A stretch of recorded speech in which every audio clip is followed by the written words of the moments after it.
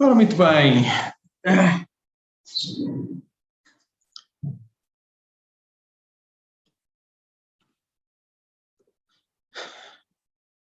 Ora, muito bem. Antes de começarmos, alguma questão que queiram colocar? Não? Eu tenho uma questão, professor. Sim. Das aulas práticas vão ser publicadas quando? Sim. Hoje. Hoje? Ok. Sim. Obrigado. Sim. Penso que já todas as fichas foram corrigidas, devem ser publicadas hoje. Está bem? Pelo menos estamos a fazer esse esforço, no sentido de que no início da semana seguinte vocês têm sempre a nota da ficha anterior. Ok. A ficha que fizeram na semana seguinte. Está bem? Uhum. Okay. Muito bem, então vamos então continuar onde ficámos na aula passada, e onde ficámos foi na definição de estruturas de dados que permitem a agregação de informação, está bem? Essa informação pode ser correspondente à agregação de dados do mesmo tipo, não é? Por exemplo, se eu quiser representar um ponto 2D, eu preciso de, por exemplo, dois valores reais, não é? E se eu quiser, eu tenho duas opções para fazer isso. Eu posso, por simplesmente, declarar um vetor com duas posições, está bem? E depois defino que a primeira posição corresponde à coordenada no eixo dos x e a segunda posição corresponde à coordenada no eixo dos y. Ou então, não é? Defino a minha estrutura, ponto, que tem dois campos. Tem um campo que me vai guardar a coordenada no eixo do x e outro campo que me vai guardar a coordenada no eixo do y. Quando eu faço isto, não é? Reparem que, apesar de eu ter uma alternativa utilizando, por exemplo, vetores, porque os dados são do mesmo tipo, o meu código fica muito mais legível se eu utilizar estruturas, não é? Porque no código, não é, eu vou indicar explicitamente, não é, que vai haver uma determinada variável que é do tipo ponto, não é? Ok? Que tem um campo que é o x e o y. Enquanto que eu estar a interpretar variáveis que são vetores com duas posições, em que eu posso indexar com o índice 0 ou 1, não é? É muito menos legível do que se eu fizer, do que se eu declarar isso como sendo uma estrutura. Seja um ponto, seja, por exemplo, datas, não é? Data, eu também posso representar isto num vetor com 3 inteiros, não é? Mas depois tenho que arranjar um protocolo para saber qual deles é que representa o dia, o mês e o ano. Está bem? Enquanto que se declarar uma estrutura do tipo data, eu fico com uma estrutura com 3 campos diferentes, não é? Em que no código eu vou dizer, olha, este é o campo dia, este é o campo ano, este é o campo mês. Está bem? Ou seja, o código fica muito mais legível. Finalmente, as estruturas, não é, também permitem agrupar dados que são de tipos diferentes, não é? Como, por exemplo, inscrições de alunos a disciplinas.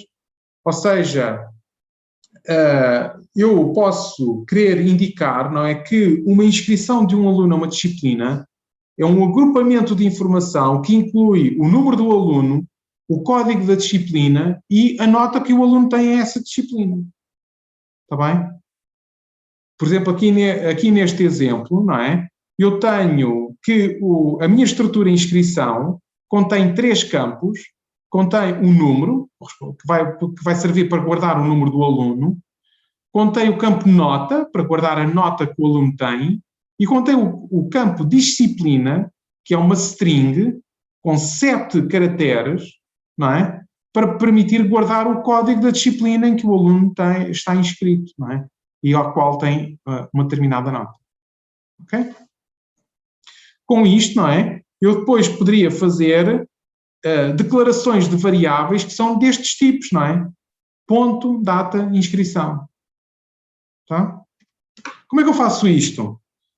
Não é? Por exemplo, aqui temos um exemplo da declaração de uma variável, que é a variável centro, que é uma variável que é do tipo estrutura ponto.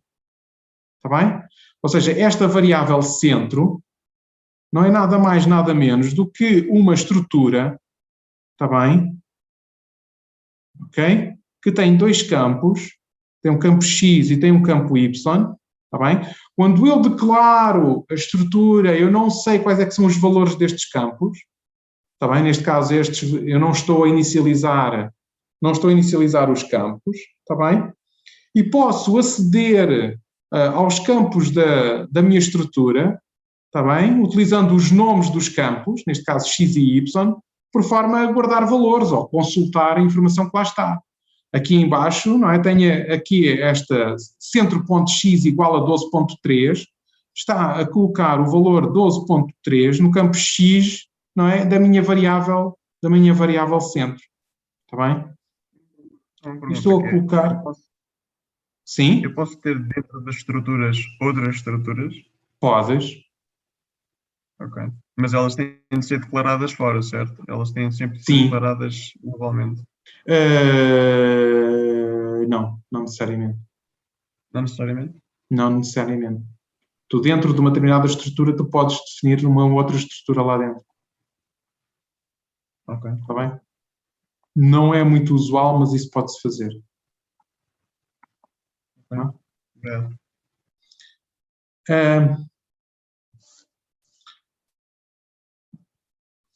Uma estrutura pode ser inicializada tal como se inicializa um vetor.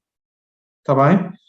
Que é utilizando as chavetas, não é? E indicando os diferentes valores que vão ser atribuídos aos campos da estrutura. Ou seja, neste caso, não é? Isto é equivalente a eu estar a declarar a minha variável centro, que é do tipo struct ponto, em que os dois campos têm os valores 12.3 e 5.2. Está bem? Okay? Ou seja, neste caso, os campos não ficam com valores indefinidos, não é? Então, vocês podem então declarar estruturas, não é, que têm lá dentro outras estruturas. Por exemplo, o que é que eu preciso para representar um retângulo?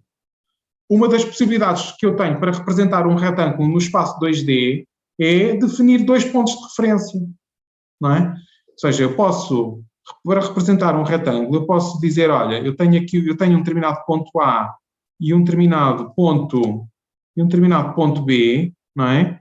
Eu só preciso destes dois pontos para definir o retângulo, não é? E implicitamente estou a definir que o meu retângulo, não é? É este, não é? Entre o ponto A e o ponto B.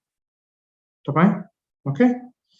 O que é que nós estamos então aqui a fazer? Estamos a definir uma estrutura retângulo, certo? Estamos a declarar a estrutura retângulo, que como é que é composta? É composta por dois campos, A e B, que são do tipo struct ponto. Está bem? Aqui embaixo estou a declarar uma variável rect, que é do tipo struct retângulo. Está bem? O que é que isto quer dizer? Quer dizer que a minha variável rect, não é? É uma estrutura, okay, que é do tipo struct retângulo. Está bem? É deste tipo que está aqui. Tá? E o que é uma estrutura do tipo struct retângulo? Bom, esta estrutura tem dois campos, tem o A e o B. Ou seja, esta estrutura tem um campo A e tem um campo B. Está bem? Mas o que é o A e o que é o B? Bom, o A e o B estão aqui declarados como sendo do tipo struct ponto. Isso quer dizer que tanto o A como o B, se são struct ponto, então são estruturas do tipo struct ponto, que, como estão definidas anteriormente, têm dois campos, o X e o Y. Então, tanto o A como o B, não é? São duas estruturas, não é? São dois pontos que têm estes dois campos, não é? Está bem? Ou seja, isto é uma forma, não é, de vocês procurarem visualizar, não é? O que é que está representado aqui nesta estrutura de dados, está bem? E é claro que vocês podem ir compondo isto, não é? Conforme vocês querem. Está bem? Depois, aqui embaixo, o que é que eu estou a fazer? Estou a aceder ao campo A da estrutura retângulo, ou seja, estou a ir ao ponto A da minha estrutura e estou depois a ir ao campo X do ponto A e estou-lhe a colocar 3.4, não é? Ou seja, na prática estou a colocar aqui não é? 3.4 aqui neste campo. Está bem?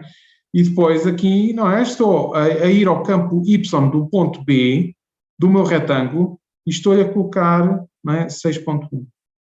Não é? Ou seja, com isto, não é? Vocês podem ir acedendo aos diferentes campos, não é? Das estruturas que vocês vão construindo.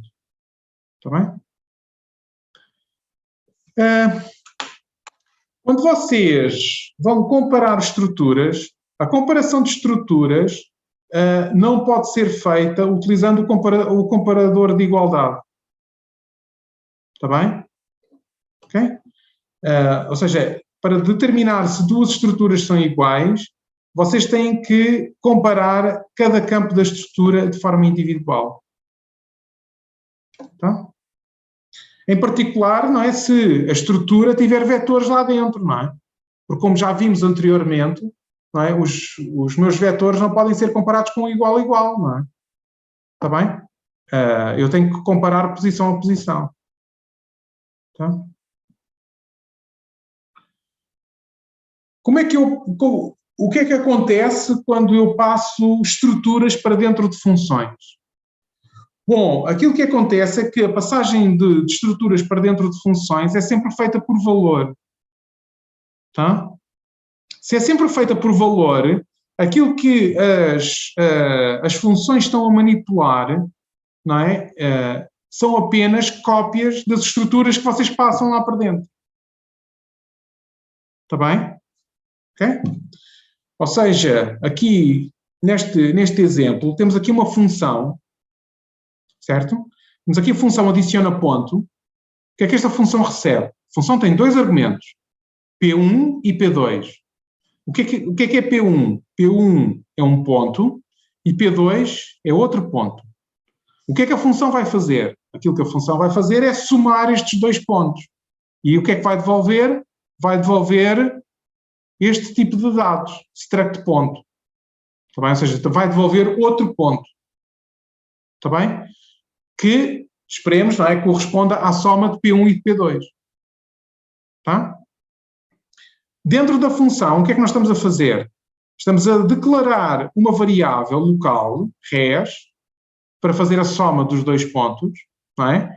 E o campo x da minha estrutura res vai conter a soma do x do P1 e de P2, e o y, não é, vai conter a soma dos campos y de P1 e de P2. Está bem? Depois de obter a soma de P1 e de P2, devolvo a minha estrutura res. Está bem? Ok? Como isto é sempre feito por valor, tá? Reparem que eu poderia, quando eu chamo a função adiciona ponto PA, PB, aquilo que eu estou a manipular dentro da função adiciona ponto é uma cópia dos pontos PA e PB. Está bem? Ok? Ou seja, se eu dentro da função adiciona ponto mudar P1 e P2, está bem? Isso não se reflete fora da função. Está bem? Por exemplo, uma implementação diferente da função adiciona ponto seria eu, em vez de criar uma variável, outra variável local, não é? Seria eu acumular em P1, não é, os valores correspondentes à dimensão x e y do ponto P2. Está bem? E depois devolvo o que estiver em P1. Reparem que isto, não é, quando eu chamo a função adiciona ponto com PA e PB, certo? Aquilo que acontece é que como a função é invocada, estas estruturas são passadas para dentro da função adiciona ponto por valor, o P1 é uma cópia do PA e o P2 vai ser uma cópia do PB. Está bem? Logo, eu estou aqui apenas a mudar cópias, não estou a mudar, no contexto da função main, o PA e o PB não mudam, contêm na mesma 1,3 e 5,2. Está bem? E neste caso, não é? O ponto PC não é? Iria então ficar com a soma do PA e do PB, sendo que PA e PB não mudaram. Tá? Isto é claro? O que é passado por referência para dentro das funções? Vetores. Vetores, está bem? Ou seja, se eu mudar dentro de uma função, se eu mudar um vetor, o conteúdo de um vetor que foi passado como argumento, isso vai se refletir fora da função. Está bem? Não esquecer disso. Tá? Então, professor, se eu passar uma estrutura como argumento, os seus campos que forem inteiros ou caracteres ou valores que não são vetores são passados por valor e o vetor é passado por referência, certo? De tal forma que se eu passar, por exemplo, uma estrutura P1 e essa estrutura P1 contiver uma string, se eu Sim. alterar essa string, ele depois altera mesmo na estrutura original. Não. Não? É tudo passado Não, por valor. porque só deste strings de tamanho fixo. Ok, mas então ele faz uma cópia dessa string? Faz. Ok. Mas Faz se eu passar... porque, por exemplo, Mas se eu passar- desculpa, Mas se eu não, passar não, essa não te string esqueças como argumento- disso. Não te esqueças disso. Por exemplo, aqui nesta estrutura, inscrição, eu estou ali a definir de forma explícita quantos caracteres é que tem aquela string. Tem 7 caracteres. Está bem? Logo, o compilador sabe quanta memória é que está associada àquele meu tipo de dados. E aquilo que ele faz, quando tu passas uma inscrição com um argumento para uma função, ele vai-te copiar aqueles bytes. Está bem? E se eu passar o campo de disciplina? No fundo é se eu passar inscrição ponto disciplina. É Aí isso? já passas o Aí ele vetor. faz. Aí ele Ok, passa por agora- referência. Sim. Sim, ou seja, Vetores não passados explicitamente são feitos por valor, mas se nós passarmos o campo vetor, ele passa por referência. exatamente. Não é? Ou seja, se tu passares, imagina que tu tens uma função que recebe uma string e faz qualquer coisa à string. Sei lá, muda, sei lá, inverte a string, por exemplo. Ok? Inverte a string, não é? Ou seja, se tu tens IAED, não é? Vai ficar IAED ao contrário, não é? Ou seja, o I passa para a última posição, estás a perceber, não é? Certo? Ou seja, se tu tiveres uma função desse tipo, não é? Que te altera o valor, o argumento, certo? E se tu tiveres uma variável que é do tipo struct inscrição,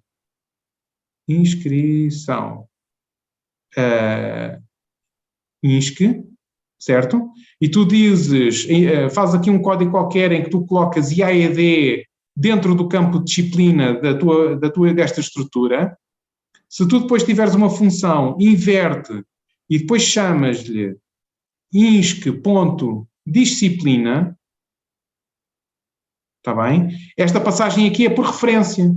Ou seja, se tu alteras esta string dentro da função inverte, está bem? Isso é visível fora da função. Está bem? Agora, se tu passares inverte e tu passas-lhe a estrutura, está bem? Ok? Quando tu passas esta estrutura lá para dentro, se tu invertes o nome da estrutura, estás a inverter numa cópia da estrutura. Está bem? E isso não é visível cá fora. Tá?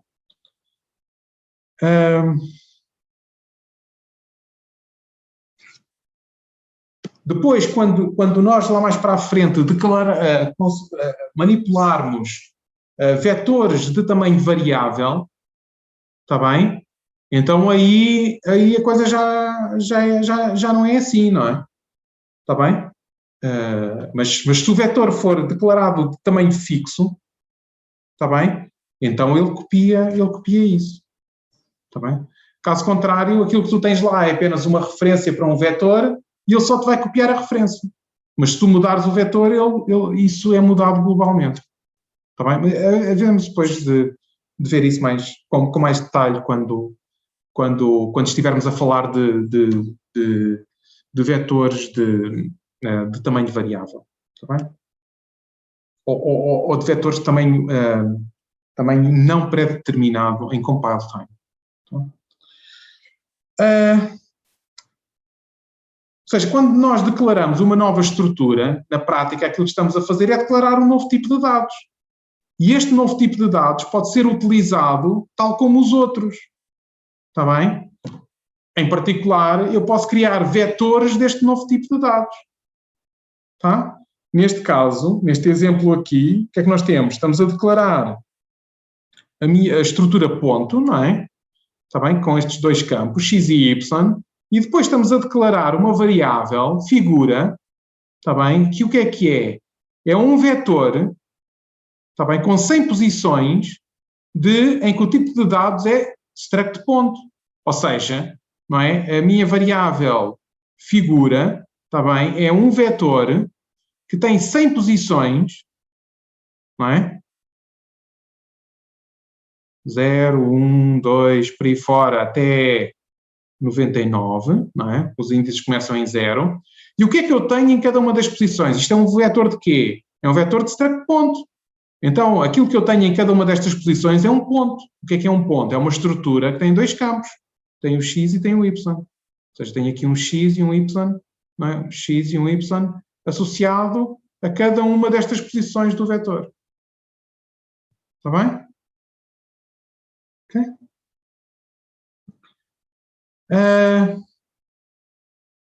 Se figura é um vetor, então eu posso declarar e inicializar este meu vetor. Está bem? Ou seja, quando eu estou a fazer a declaração do vetor, eu posso inicializá-lo.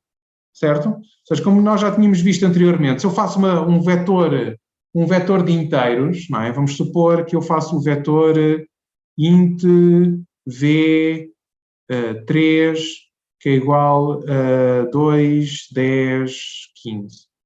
Não é? Ok?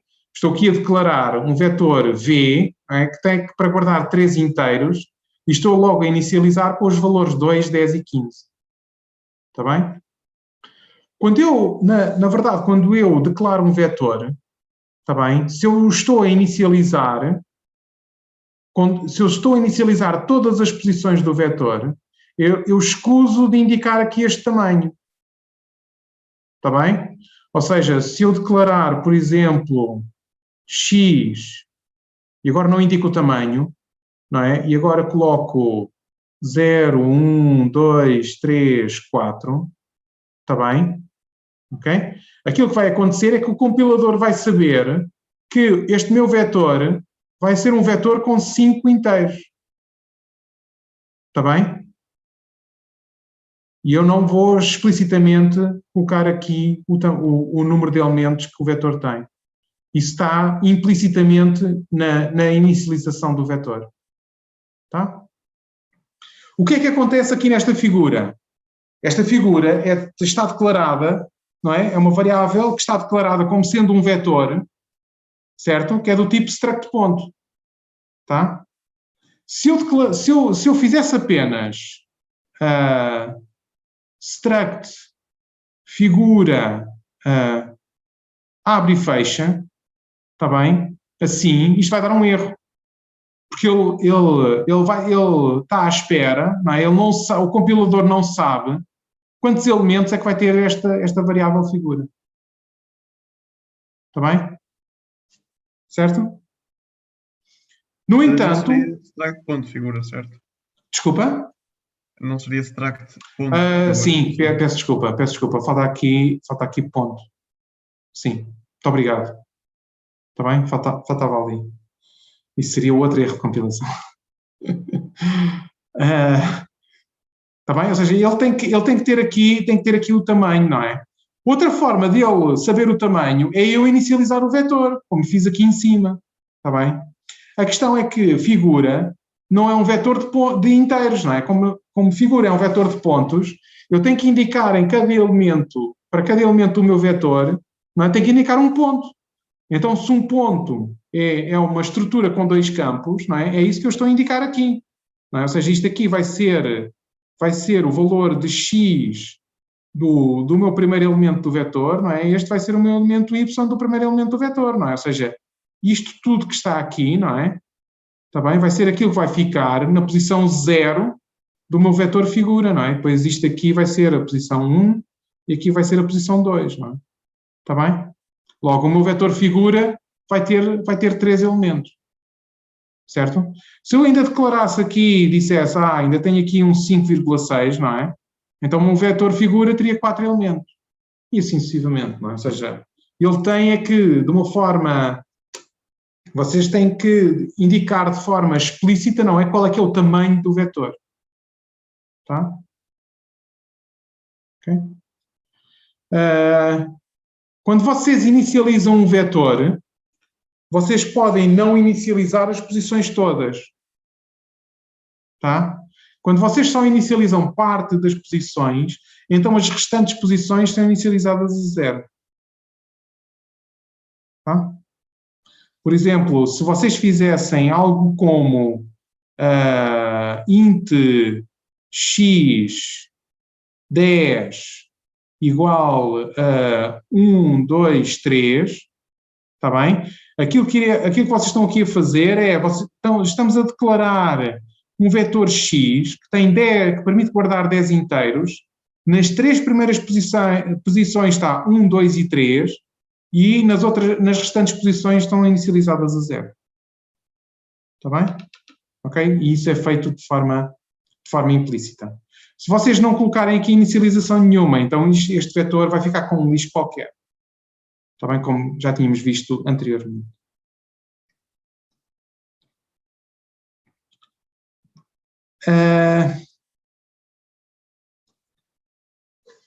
Em C, vocês podem definir novos nomes para tipos de dados. Está bem? E isso é feito através da keyword typedef.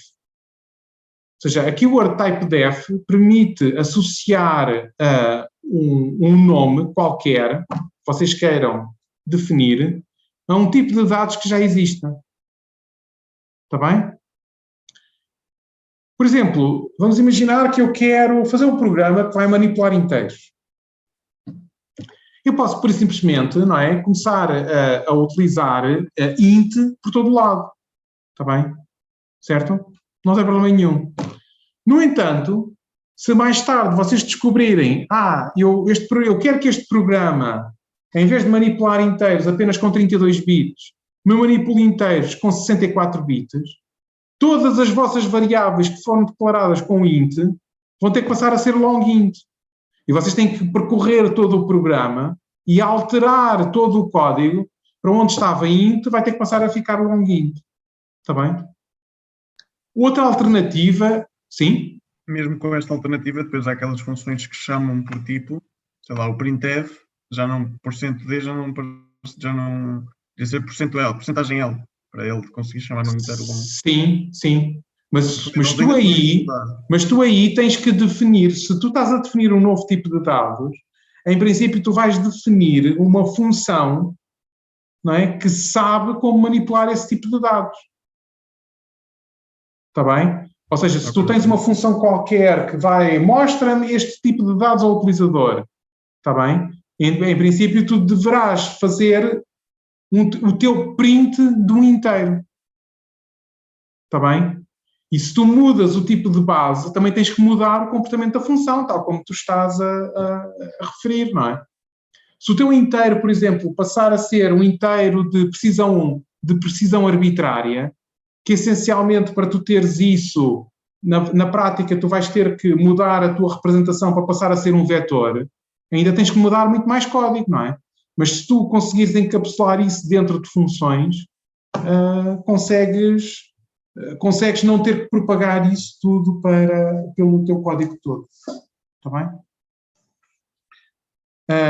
Mas se eu definir, por exemplo, que o meu inteiro no meu programa é apenas um int, não é? Utilizando o typedef, eu posso passar depois a utilizar este tipo de dados inteiro, está bem, ao longo do meu programa. Se mais tarde eu quero mudar e dizer, olha, o meu inteiro, na verdade, quero que seja um long int, não é? Em boa parte do programa só tem que chegar aqui e mudar este int para long int e o resto continua a funcionar às mil maravilhas. Está bem? Ou seja, eu tenho aqui estou a introduzir, quando se faz este tipo de definições, não é, sobre tipos de dados básicos, estamos como que apenas a adicionar um grau, um determinado nível de abstração face aos tipos primitivos do C. Está bem? Ok? Nós podemos também definir outros tipos de dados, não é? Que sejam, por exemplo, que referenciem estruturas, não é? Eu, em vez de estar a escrever código em que tenho struct ponto por todo lado, não é? Posso definir mesmo um tipo de dados que seja ponto. Está bem? Por exemplo, aqui neste exemplo, aquilo que estou a fazer é estou a definir um novo nome para um tipo de dados que é ponto, e antes, entre o typedef e o ponto, não é, esta palavra, tem que vir a descrição do tipo de dados. Está bem? E o tipo de dados que eu estou aqui a descrever é struct ponto. Está bem? Ok? Com estes dois campos, x e y. A partir do momento em que eu defino este novo tipo de dados, posso então declarar a minha variável não como struct ponto, mas por simplesmente como sendo ponto. Sim? No fundo o professor aqui, no fundo fez a definição do struct ponto antes do typedef ou no próprio typedef? No próprio typedef. Definiu a estrutura de ponto. No próprio typedef. No fundo a pergunta eu poderia ter uma definição de struct ponto em cima, portanto eu fazia struct ponto lá em cima e depois simplesmente fazia typedef struct ponto. Sim. Ok. Sim, ou seja, podias ter a definição que tinhas há pouco, não é? Que era esta, não é? Definias isto, está bem? E depois no typedef, não é? Em vez de teres isto, poderias fazer apenas typedef struct ponto. Está bem? Porque o struct ponto já estava definido. Não tem problema nenhum. Está bem? Ok.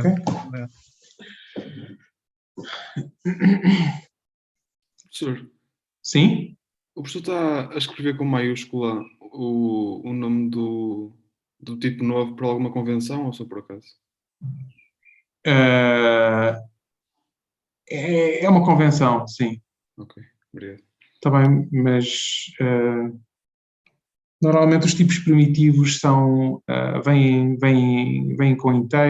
com minúsculas, tipos novos por vezes vêm com maiúsculas, em particular se são estruturas, se tu tiveres apenas a redefinir vetores ou outro tipo de dados, ou listas, ou não, quer dizer, depende um pouco, não é?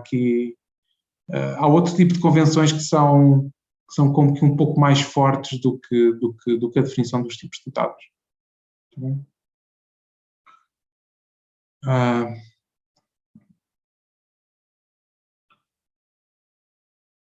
Na verdade, quando eu estou a fazer esta declaração, eu posso omitir o nome da estrutura.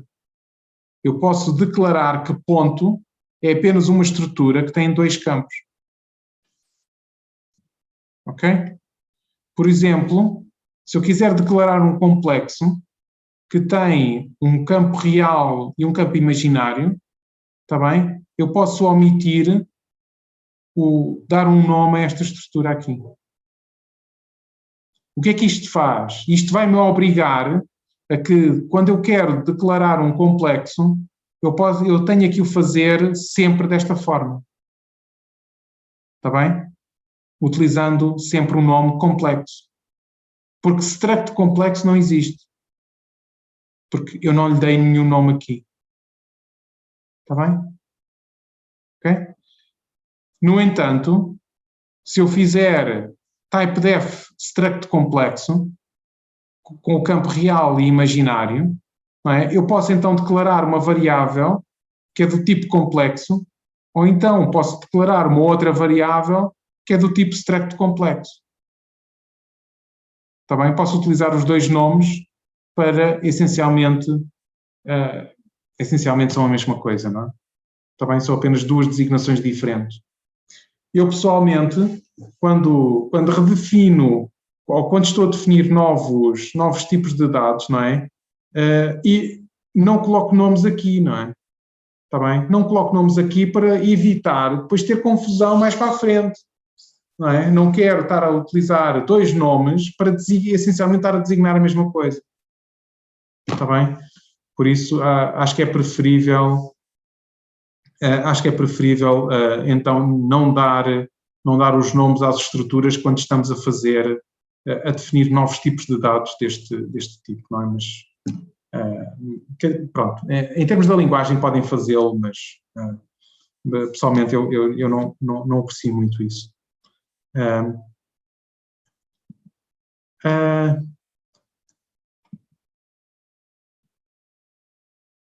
Para manipular números complexos, não é? Então nós estamos aqui a declarar uma estrutura, não é? Que essencialmente permite guardar dois campos, que são do tipo float, que é o campo real e o campo imaginário, está bem? E aquilo que vamos fazer de seguida é vamos implementar aqui algumas funções para manipular os complexos.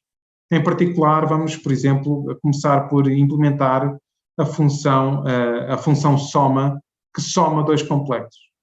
Está bem?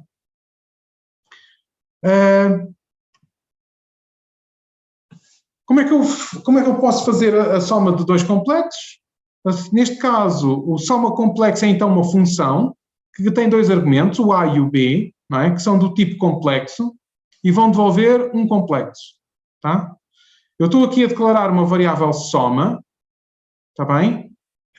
E depois estou a atribuir real e imaginário a soma destes dois. Está bem? E estou a devolver um complexo soma. Tá? Pergunta: o que é que iria acontecer se eu fizesse, o corpo da minha função fosse apenas o seguinte?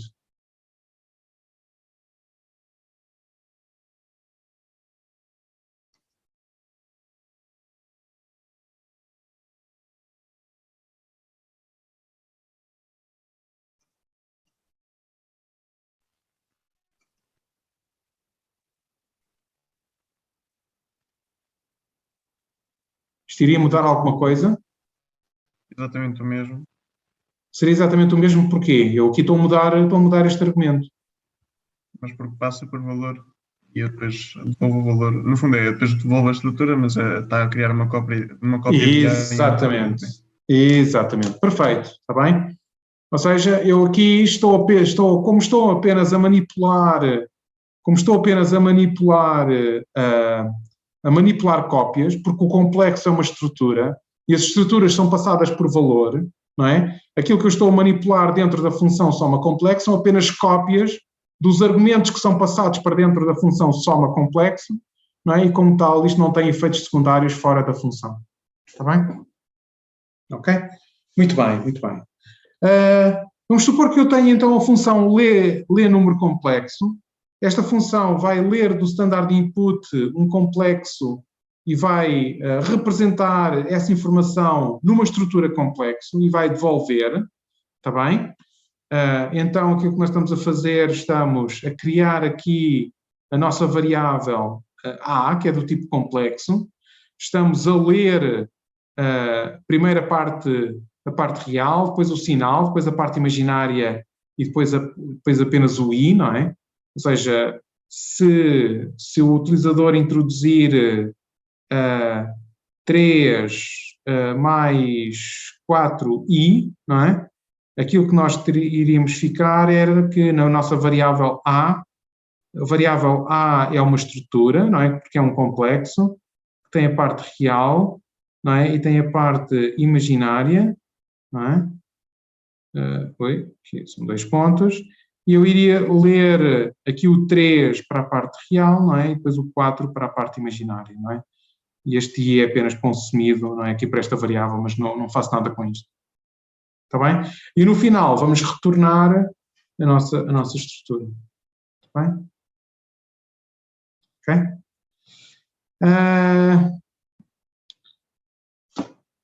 Pronto, então estamos aqui apenas a escrever um número complexo, está bem? Que, pronto, é apenas uma forma de escrever no standard output esta estrutura de dados, está bem? Porque reparem, tal como nos vetores, não é? Não existe uma forma de nós lermos a estrutura de dados, não é? Não existe nenhum placeholder no scanf para ler uma estrutura de dados que nós criamos, não é? Está bem? E então, tal como os vetores, não é? Em que nós temos que ler uma posição de cada vez, não é? Nas estruturas nós temos que fazer a mesma coisa, não é? Temos que ir lendo a estrutura a partir dos tipos primitivos da linguagem, está bem? O mesmo para escrever, não é? Para mostrar no standard output a mesma coisa, não é? Ou seja, o printf, não é? Só conhece os tipos primitivos da linguagem, está bem?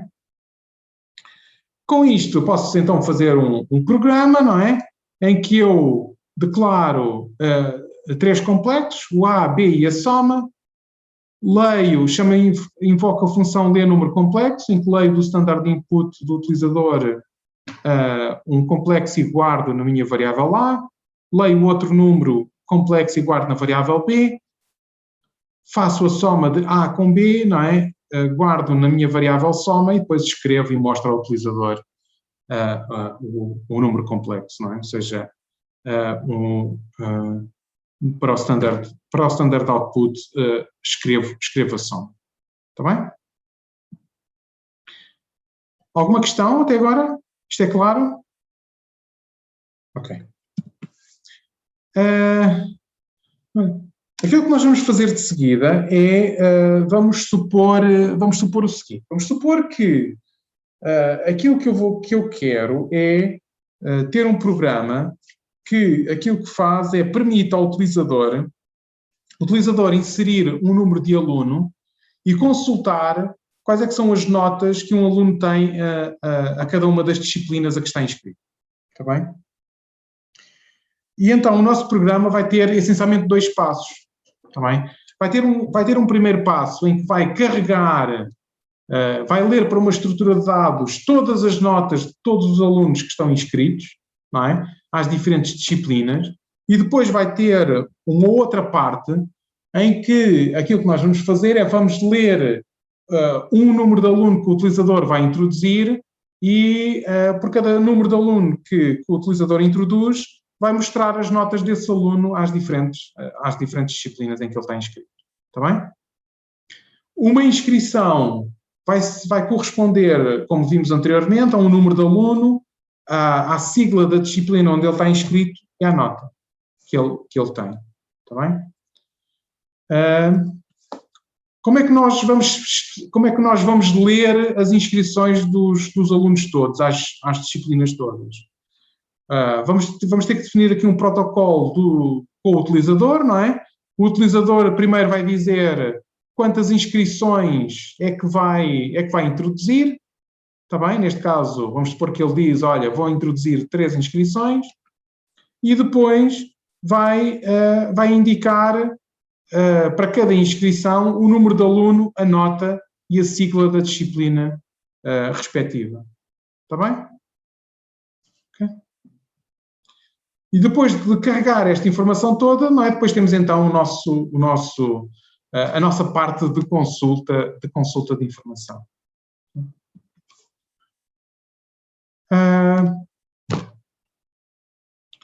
Muito bem.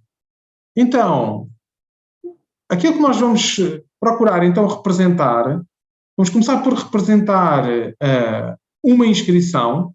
O que é que caracteriza uma inscrição? É o número de aluno, o código da disciplina e a nota que o aluno tem a essa disciplina. Ou seja, uma inscrição é representada por este agrupamento de informação, está bem? E então vamos criar uma estrutura para representar uma inscrição. Está bem? Okay? E vamos definir o nosso tipo de dados inscrição, que há de corresponder ao agrupamento, está bem? Ao agregar desta informação do aluno, do código da disciplina e da nota. Temos então aqui a definição deste tipo de dados, não é? Que nós já tínhamos visto anteriormente, está bem? Neste caso, estamos a definir o tipo de inscrição, já temos visto a estrutura em si, não é? Não há aqui nada de novo. Já agora, só uma nota, não esquecer que o barra asterisco, o asterisco barra, é a forma de fazer comentários em C, está bem? Ou seja, todo este texto que está entre o barra asterisco e o asterisco barra, isto é por simplesmente ignorado pelo compilador, não é? Ou seja, são comentários. Tá? E estamos então aqui a definir o nosso tipo de dados de inscrição. A partir do momento em que definimos o nosso tipo de dados de inscrição, então podemos definir um vetor de inscrições, está bem? O número máximo de inscrições que nós vamos permitir, vamos definir isso como sendo uma constante, neste caso 10.000, não é? E vamos ter que também definir um tamanho máximo para os códigos das disciplinas, que neste caso vão ser no máximo até 6 caracteres, não é? Ok? Não esquecer que é preciso ter o barra zero para guardar,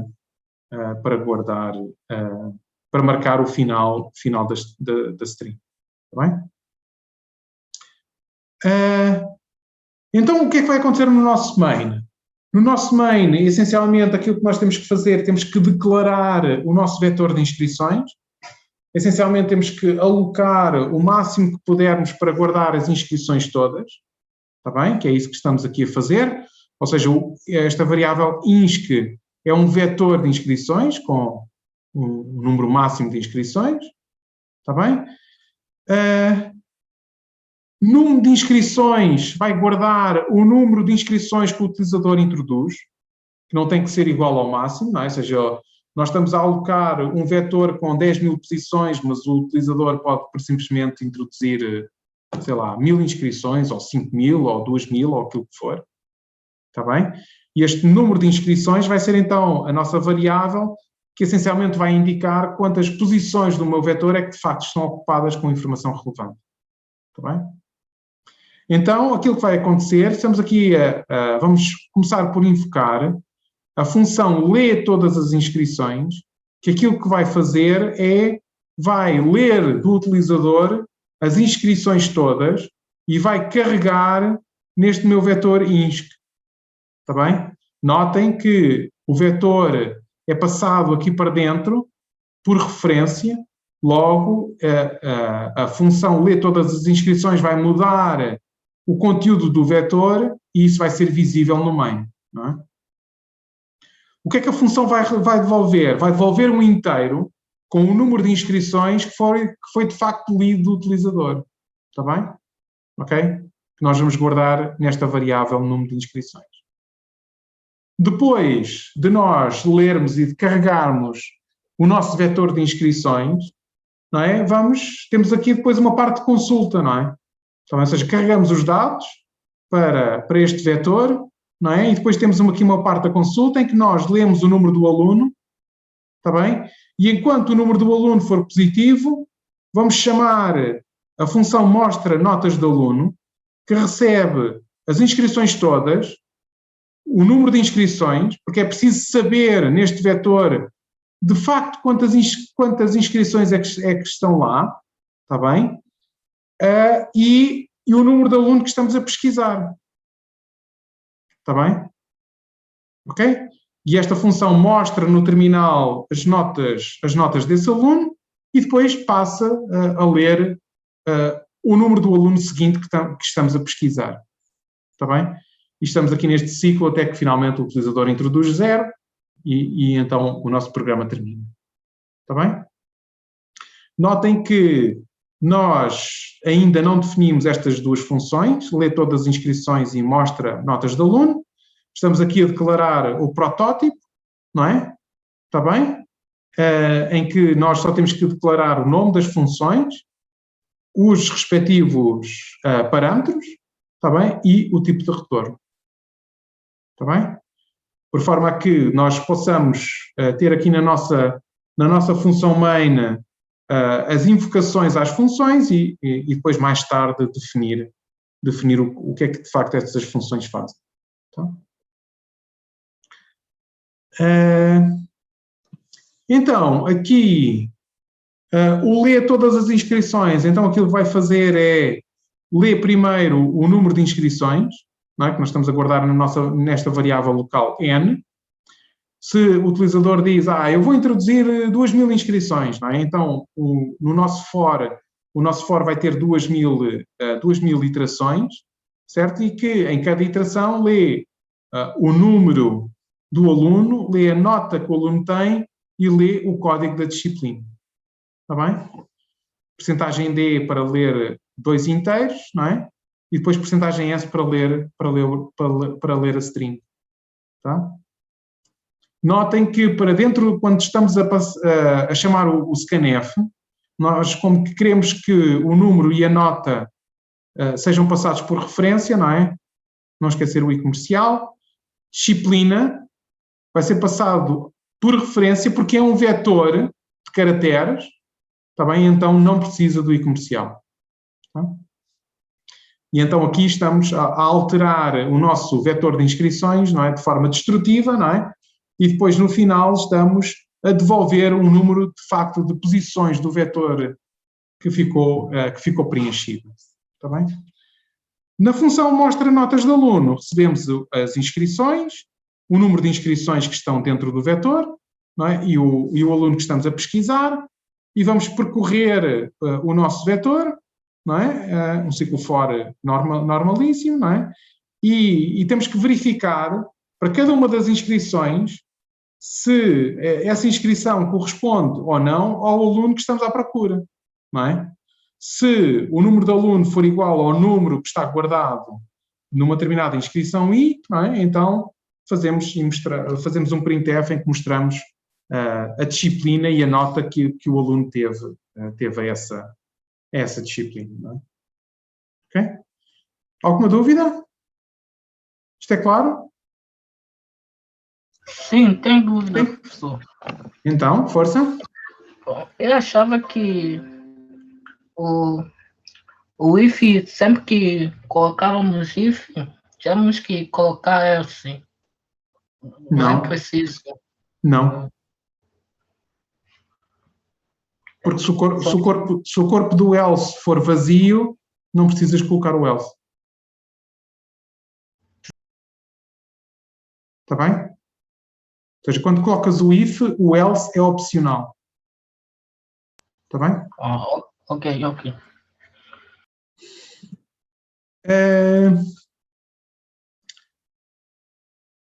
Não esquecer que as sequências de caracteres terminam com o /0, não é? Para marcar o final do texto. Está bem?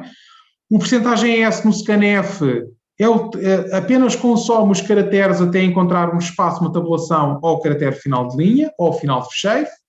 Está bem? Ou seja, se vocês quiserem ler o texto todo até ao final de uma linha, em que tem espaços e tabulações pelo meio, não se esqueçam que têm que ler caractere a caractere, não é? Como vimos em aulas anteriores. Está bem?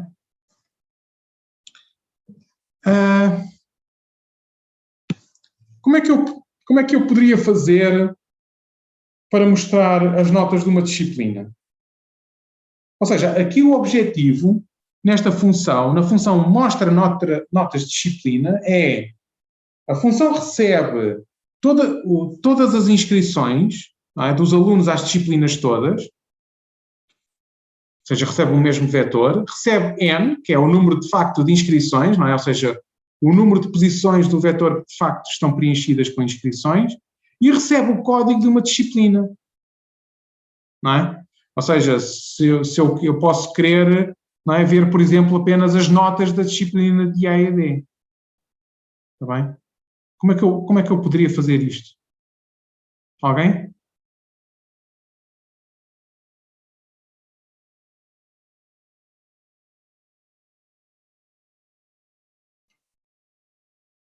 Podemos fazer um ciclo que sempre que Ciclo quê?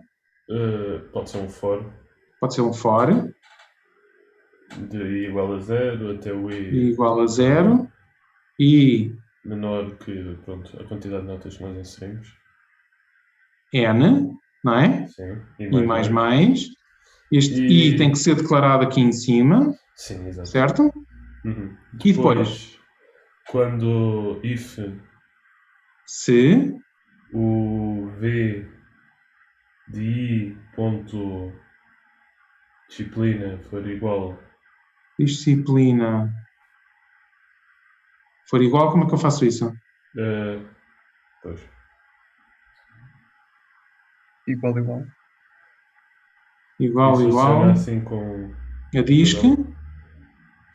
Essa aqui é a boa pergunta, não é? Depois, O que é o DISC e o que é a disciplina? São vetores. Não é? São vetores. O que é que eu disse no início da aula de hoje? É preciso fazer um for. Vetor, não é? Ou seja, vetores não podem ser comparados com igual, está bem? Ou seja, vocês têm que comparar caractere a caractere, está bem? Ou seja, esta parte, não é? Não poderia ser assim, não é?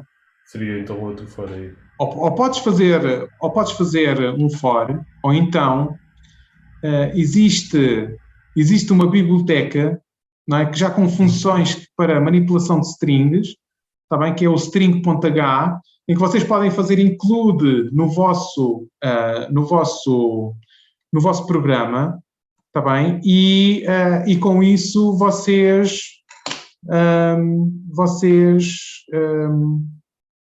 têm lá uma função para fazer a comparação de duas strings e poderiam utilizar essa função. Está bem? Ok? Mas pronto, ou seja, a ideia geral está correta, não é? Ou seja, aqui se a disciplina fosse de facto igual, não é? Mas não poderia ser feita esta comparação, não poderia ser feita assim, não é? Ou seja, isto aqui não está bem. Depois já vamos ver como é que poderíamos substituir isso, não é? Mas depois, não é? Iríamos fazer então o printf e depois iríamos mostrar, não é? O número do aluno e a respectiva nota, não é? Isto é um D, ok? E iríamos mostrar, não é? VI ponto número, não é? Vírgula VI ponto nota, não é? Ok? Está bem? E essencialmente seria isto, não é? Esta seria a ideia, menos esta parte aqui da comparação que não poderia ser feita desta forma. Está bem? Ok? Deixem-me só retirar aqui estas notas, não é? Está bem? Ou seja, para comparar duas strings, vocês podem utilizar o string compare, para isso têm que fazer o include do string.h, está bem? E podem, para fazer a comparação de duas strings, não é? Podiam utilizar a função strcmp, está bem? De string compare para... Se elas não forem iguais, devolve um. Desculpa? Se elas não forem iguais, devolve o quê? Devolve um. Não. Pode devolver um valor positivo ou negativo, dependendo de qual delas é que ocorre primeiro numa determinada ordenação alfabética. Ok. Ou seja, tu podes utilizar a função string compare conforme o resultado da operação de string compare como critério de ordenação. Ok. Está bem? Por isso, sim, mas quando elas são iguais, já te dou a palavra, está bem? Mas quando elas são iguais, de facto, a função devolve zero, está bem? Ou seja, cuidado com isso, está bem? Okay. Sim? Alguém ia fazer uma pergunta? Perguntar, por exemplo, se fosse para verificar se eram diferentes, fazia-se diferente de zero, não era preciso fazer sim. outro. Sim, farias diferente de zero, sim.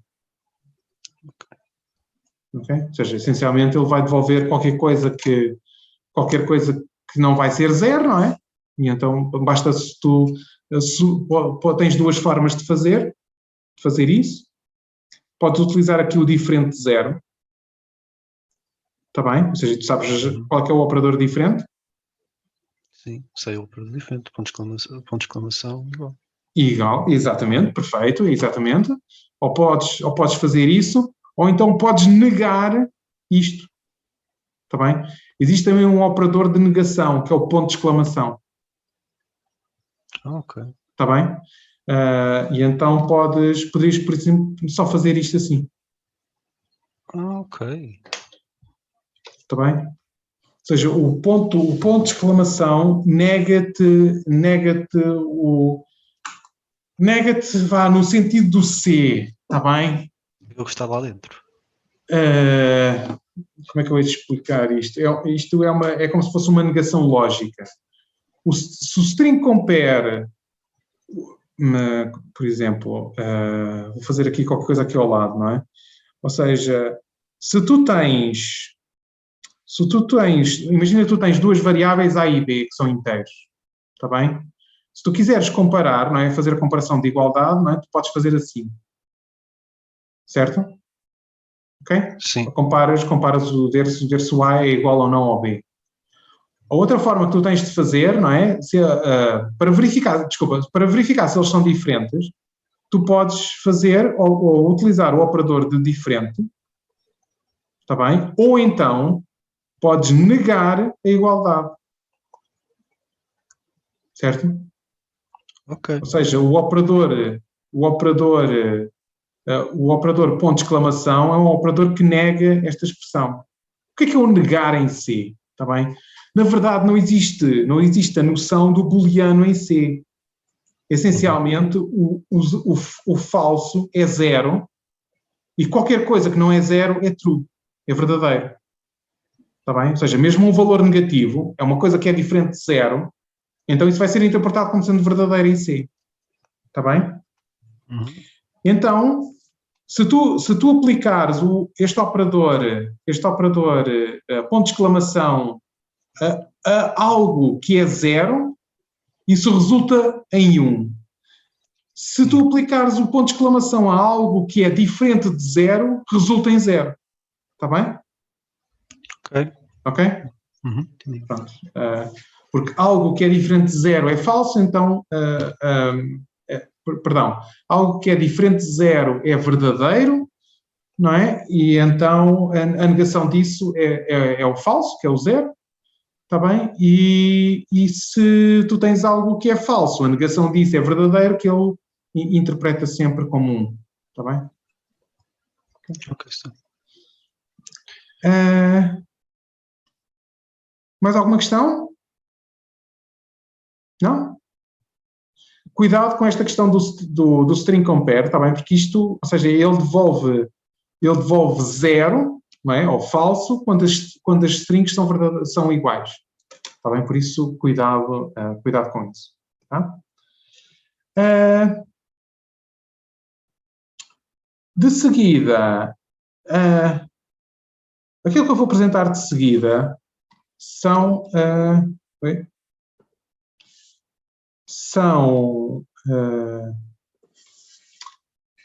alguns elementos da linguagem, tá bem? Porque em termos da linguagem em si, aquilo que nós já vimos como estruturar o código em funções, já vimos como definir novos tipos de dados, já vimos estruturas de dados básicas, desde structs até vetores e vetores de estruturas, e com base nisto vocês já podem ir construindo as vossas estruturas de dados cada vez mais complexas. Já vimos estruturas de controlo, em particular saltos condicionais e ciclos, está bem? Agora, aquilo que eu vou fazer é, naquilo que resta da aula de hoje, vou apenas fazer uma breve introdução a algumas regras da linguagem, como sejam os identificadores, os tipos básicos, entre toda uma série de operadores que existem na linguagem. Eu não vou ser exaustivo, porque caso contrário isto passaria então a ser uma grande seca. Depois eu vou disponibilizar estes slides que têm para vos servir como referência, está bem? para aquilo que vocês podem utilizar na linguagem, está bem? Muitas dessas coisas eu também não sei de cor e é só uma questão de vocês perceberem que algumas destas coisas existem mas não é propriamente a parte mais importante da linguagem, está bem? Ok, coisas que vocês têm que saber. Os identificadores da linguagem. Os identificadores da linguagem, sejam nomes de variáveis, nomes de tipos, nomes de funções que vocês criem, não é? Só podem conter letras, underscores e dígitos, está bem? Não podem conter mais símbolo nenhum, está bem? Quando são identificadores novos, tais como variáveis, tipos, funções, etc., o primeiro caractere tem que ser uma letra ou um underscore, ou seja, vocês não podem começar o nome de uma variável com um dígito, está bem? Isso não é permitido. Os identificadores na linguagem são case sensitive, está bem? Ou seja, uma variável I minúscula é diferente da variável I maiúscula, está bem? Por isso, cuidado com isso, tá? Sejam variáveis, sejam funções, está bem? Ou seja, uma função f minúscula ou uma função f maiúscula são diferentes, está bem? Não são a mesma coisa, tá? Normalmente, isto é por convenção, os nomes das variáveis começam sempre por minúsculas, está bem? As constantes em maiúsculas, por forma a sobressaírem quando estamos a ler o código e visualmente ser simples de identificar que uma determinada expressão corresponde a uma constante que está definida de forma global no módulo, está bem? E depois, obviamente, que existem determinadas palavras que são reservadas, não é? Ou seja, os ifs, os else, os fors, os whiles, esse tipo de... os chars, os ints, os floats, os doubles, não é? Ou seja, há toda uma série de palavras, não é? Que são palavras primitivas da linguagem que estão reservadas e, obviamente, vocês não podem utilizar não podem redefinir esse tipo de esses identificadores, não é? Está bem? Quando eu crio um novo tipo com um determinado nome, esse nome fica reservado ou não? Se eu faço uma extract ponto, eu depois posso fazer um inteiro ponto no corpo do meu main, por exemplo? Não percebi. No fundo quando eu defino um determinado novo tipo de dados, como por exemplo uma extract ponto, eu depois posso usar esse mesmo nome, ponto, para criar uma variável com esse nome, ou fica reservado, da mesma forma que outros tipos? Fica reservado... De tal forma que eu não posso usar e dá-me um erro. Se eu tentar usar ponto, ele dá-me um erro. Com o quê? Depois como nome de uma variável? Exatamente. Eu Sim. já defini a extract porque já definiste isso como tipo. Mas eu, no fundo, eu não defini... Eu definia o tipo extract ponto. Não defini, no fundo, depois não lhe atribuí com type def ponto. A minha pergunta é, tenho acho que já percebi, não é? Ou seja, tenho um inteiro ponto. Sim, não tenho a certeza. Ok. Mas tu estás-me a dizer, não é? Se tu defines qualquer coisa assim, não é? Y, não é? Tu definiste e depois algures, não é? Tu defines, sei lá, int ponto, não é? Em que este ponto é igual àquele ponto ali. Não tenho a certeza. Ok. Pá, mas eu não me atreveria a escrever código assim, não é? Ou seja, não, obviamente que não. Mas não sei, devo confessar que é uma daquelas coisas que não sei. Há toda uma série de coisas da linguagem que é preciso ver na documentação. Não é? Este tipo de coisas assim, nada como será mais simples tu definires um programinha e testares do que ires ver a documentação da linguagem, se podes fazer isso ou não. Não é? Mas de facto eu não sei se de cor. Nós já vimos os tipos de dados básicos, não é? Está bem? Caracteres inteiros, reais. Depois existem toda uma série de variações destes tipos de dados, em particular por exemplo, existem os shorts e existem os longs, está bem? Por exemplo, um int são 4 bytes, um short int é 1 byte, o long int são 8 bytes, está bem? Depois existem ainda as versões signed e unsigned. As versões signed são as versões por omissão, ou seja, quando eu declaro uma variável int do tipo inteiro, a minha variável pode tomar valores negativos e positivos, não é? Ou seja, essencialmente, nos meus 32 bits, existe um dos bits que me está a indicar se o valor que está representado nesses 32 bits é um valor positivo ou negativo, não é? Ou seja, existe ali um bit para o sinal, não é? No entanto, se eu declarar que a minha variável é unsigned int, então esse bit também é utilizado na representação do número e eu só tenho números não negativos, está bem? Pronto, e depois posso ter unsigned longs e shorts e toda uma série de combinações destes tipos de coisas que vocês podem fazer, está bem?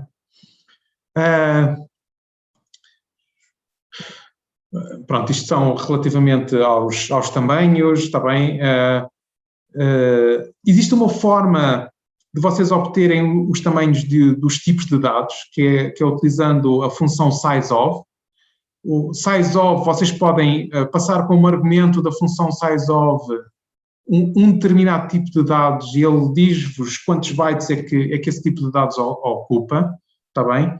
Inclusivamente, os tipos de dados que vocês definem, está bem? Vocês podem passar como argumento do sizeof, ou seja, se vocês definem um tipo de dados ponto, vocês podem, ou retângulo, ou inscrição, não é? Vocês podem passar isso como argumento para o sizeof e ele dá-vos qual é que é quantos bytes é que isso ocupa, está bem? Porque reparem que isso é tudo sempre determinado em compile time, não é? Por isso ele sabe sempre qual é que é o espaço que cada um dos tipos de dados vai ocupar em memória, está bem? Depois, em termos da formatação da leitura e escrita, existe toda uma série de formas de ler e de escrever, não é? De interagir com o utilizador no scanf e printf, não é? E depois nas variantes também para fecheiros, que depois haveremos de falar sobre isso mais tarde, mas essencialmente as formatações são as mesmas, está bem? Isto está aqui como referência, bem, eu não sei isto de cor, bem, também não vou pedir que vocês saibam isto, está bem? Mas pronto, quando querem fazer leituras ou escritas, procurem utilizar os formatos corretos, está bem? Seja de leitura, seja de escrita. Depois, esta parte já é importante, não é? Que é a parte da conversão de tipos, está bem? Ou seja, os tipos de dados em C, não é? Como vocês já viram, são... Bom, na linguagem tudo é tipificado, mas existem tipos que são mais gerais e tipos que são mais específicos, não é? Ou seja, um caractere é como se fosse um inteiro mais específico, não é? Um inteiro é como se fosse um float mais específico e um float é como se fosse um double mais específico, está bem? Ou visto de outra forma, um inteiro é mais geral do que um caractere, um float é mais geral do que um inteiro, um double é mais geral do que um float, está bem? E então, aquilo que acontece quando vocês estão a fazer código, não é? Quando vocês estão a fazer código, existem um determinado tipo de conversões automáticas entre representações dos tipos de dados, está bem? Desde que sejam de representações mais específicas ou estreitas para representações mais gerais ou mais largas, está bem? Ou seja, se vocês têm uma função que recebe como argumento um float, se vocês lhe passarem um inteiro, não tem problema nenhum. Está bem? Ok? Porque ele automaticamente pega no inteiro, faz uma conversão para float e executa a função. Sem problema. Da mesma forma, por exemplo, com com as operações aritméticas, não é? Ou seja, se vocês estão a fazer uma operação aritmética entre um float e um inteiro, ele aquilo que faz é, ele converte o inteiro para um float, está bem? Faz a operação utilizando floats e o resultado é um float. E porquê é que ele faz isso? Faz isso porque o float é mais geral do que um inteiro, não é? Então ele pega na representação mais específica, passa para a representação mais geral e depois manipula sempre as coisas na representação mais geral. Está bem? Ou seja, quando é sempre de uma representação mais específica para uma mais geral ou mais larga, não é? Pronto, isso é tudo feito automaticamente e não tem que se preocupar com isso. Está bem? Não esquecer que os caracteres são vistos como sendo inteiros curtos, ou short ints, está bem?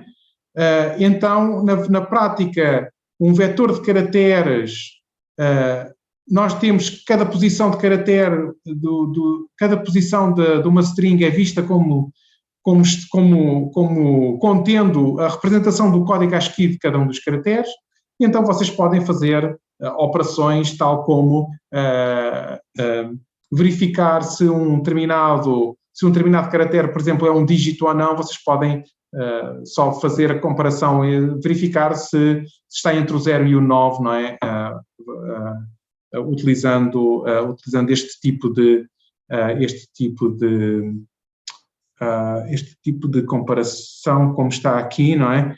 Em que eu estou a verificar, não é, se o código ASCII que está na posição I do vetor S, não é maior ou igual do que o código ASCII do caractere 0 e menor ou igual do que o 9, não é? Ok? Por forma a identificar que isto é um dígito, não é? E para de facto passar isto para um dígito, não é? Tenho que pegar na representação do código ASCII dele, não é? E subtrair pela representação do código ASCII do 0, não é? Ok? Para depois manipular isto como inteiro, não é? Tal como vocês fizeram, se não me engano, num dos exercícios do laboratório, tem lá algo parecido com isto. Está bem? E o mesmo vocês podem fazer para as minúsculas e maiúsculas e esse tipo de coisa assim. O que é que acontece quando vocês querem fazer uma conversão de um tipo mais geral para um tipo mais específico? Então aí vocês têm que fazer uma conversão explícita de tipos. Está bem? Caso contrário, aquilo vai-vos gerar um aviso. Está bem? Ou um warning, não é?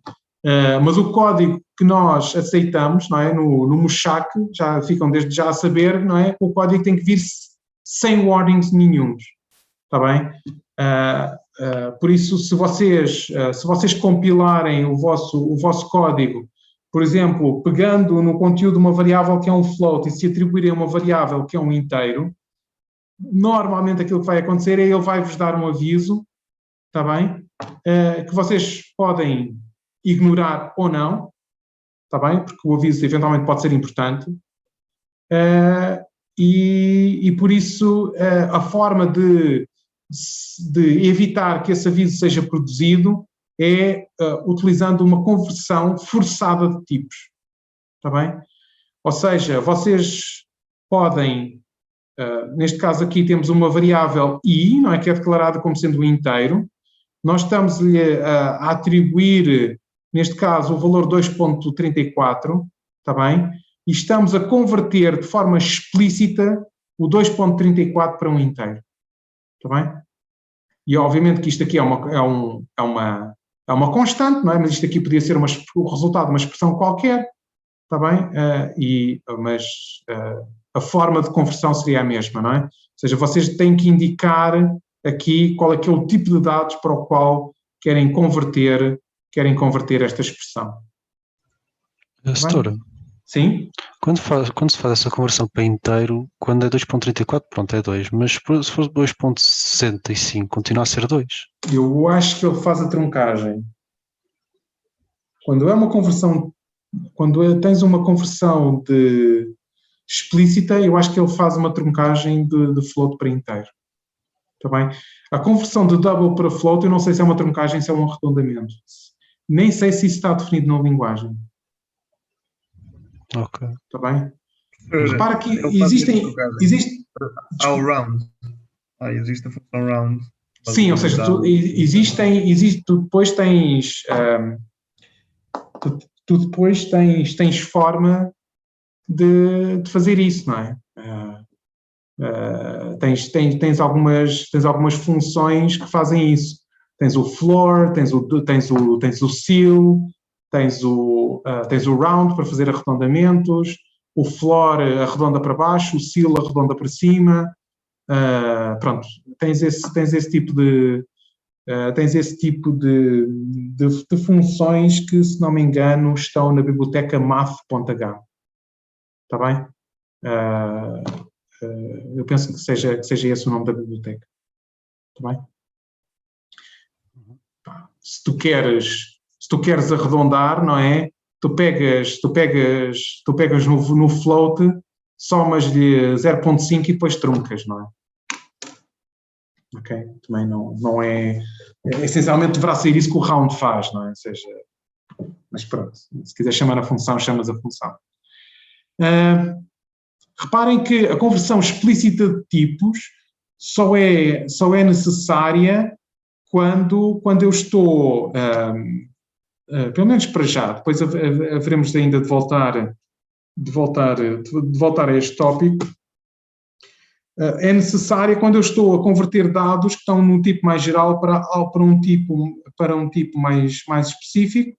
Se for ao contrário, isso não é necessário, não é? Por exemplo, existe a função square root, não é? O sqrt, que calcula a raiz quadrada do argumento, não é? Que nós lhe passamos. Ele está à espera que o argumento seja um double, não é? Mas se eu lhe passar um inteiro, não tem problema nenhum. Ele faz automaticamente a conversão do inteiro para double, não é? Faz as contas em double e há de me devolver um double. Está bem? Por isso, pronto, aqui nesta conversão de tipos isto decorre sem qualquer problema e isto é automático. Está bem? Eu acho que está na hora, está bem? Por isso, aquilo que nós hoje vamos ficar por aqui. Na próxima aula vamos só rapidamente ver como definir tipos enumerados, o que é que são, e alguns outros detalhes da linguagem, e depois vamos passar para algo mais interessante, como a introdução à complexidade e a parte dos algoritmos de ordenação. Está bem? E vamos ver como implementar isso em si. Está bem? Ok. Muito obrigado e até quinta. Até quinta, professor. Bom almoço, senhor. Até quinta. Ok, obrigado, igualmente.